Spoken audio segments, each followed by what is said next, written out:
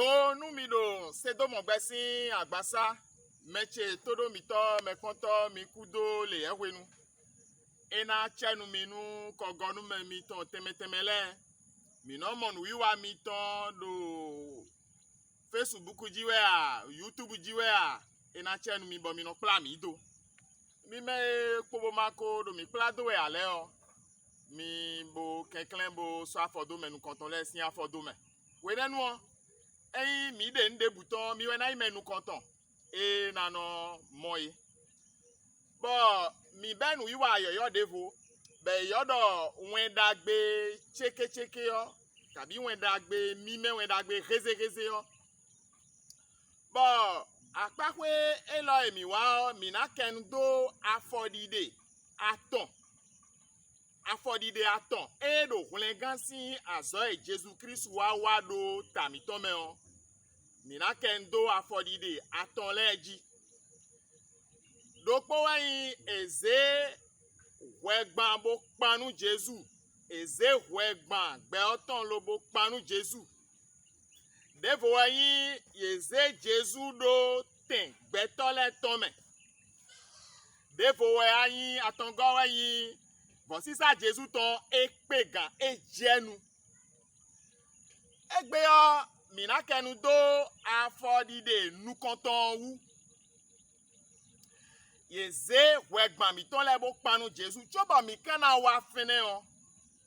mi gbobonu mi ni flin de mi de le o mi tun mawu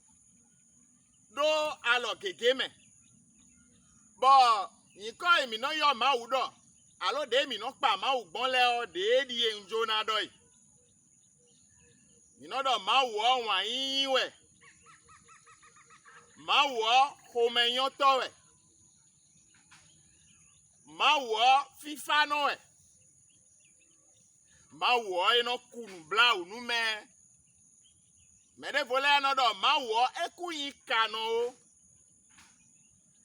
bon wenele bi ku yo esogbe bojolo nu e mawu yin le o ye nenu gbo amo yi ko de vocati bo mawu yin bo ene o mi no ya udo e o hwehwe ya mi no ya ude ton hwehwe ya e wa ina jele mawu o wejijo no we mawu o e wejijo no de yin wa yin gbon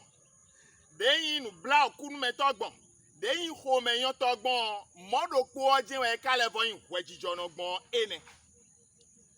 bo wejijo no e mawu yin yo ezo bo nu mede wa nu ido eno do me oyin ho me voa eno ze nu wa ido to zemo ho me vo no na wejijo no e mawu yin yo de suzo bo nu mede wa nu ido eno tonu me o eyin ma wodo mi ma wa lo mi ma blo lo bonu e blo o to donu me no je apaton do wenu e do mi ma blo o azon lo pa no do nu mi blo o nu le we na kwedo mi blo o to donu me le we na je gudo ton bodo yin wejijo no utu o nu gbe to blo o to donu me o eno je gudo ton azon lo po enye ma blo mo a hun eso yin wejijo no a ene but yo o wenu e gbeton ko huhwe o mi ko flin tan eyin jipa idenu to mi me de so den a nu mi ponu wiwa mi ton le kaka je feed yan nu e je do jipa idenu to me do gbeton ko do ma o po sin 30 yan de gbeton ja igbon mi ko gbaje nu nile me mi o gbaje nu nile bi me dio ma udo nu mi duo mi na ku mi gba sen do nu mi gba mi na ku bonu kan yi me ma wu level adodo apade bo kwe do ali don e na we ali don na ku dio newe Jesus ka wa bu ahunle mi sin badudu mo nkan ton si gbon ne Jesus wa bu ahunle mi sin ku mo nkan ton si gbon to donu me ma wu to mo nkan ton e na zo bo ma wo na podo wejijo no yin we o ne Jésus o abo ahunle mi bo ayi to donu me mo nkan ton e wa gudo temi ton me gbon nko donu mi afodide aton e bo nu kan ton wu e mi kana kenu dodo egbe nu kan ton e wa yin nu ze panu me ezenu bo ze panu me ete e kaze lobo panu me Mawu ze we gbetole bi kuiton domi mako do wa ida ya do gbetole bi we wa yin lando a bo le kayin yin lando ton oku e un Mawu ze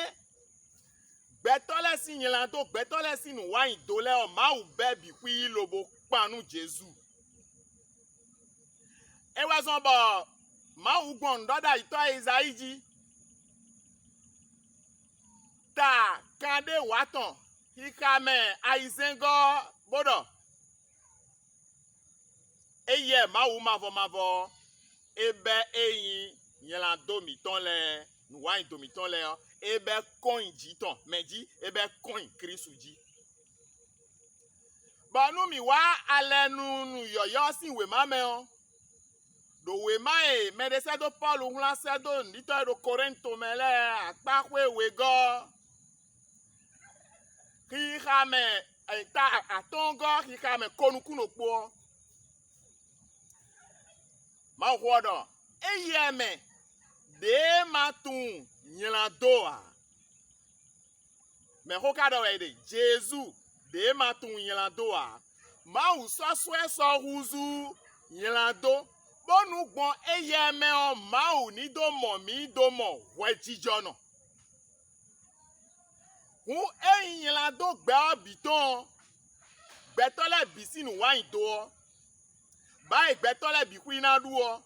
Mauze lobo bodo Jesuji Mauze bo kondo Jesuji banewa mi kana tundo jile nugbo we gbetole bi ku iton Mauze panu Kristu bon when we da kluzuji yo do ho e do le me o e dahwa ba pa we de do fine be do touchy rani uwe akajomido banu mi ha fene o mi na kabia mi do mawo ejo Jesu do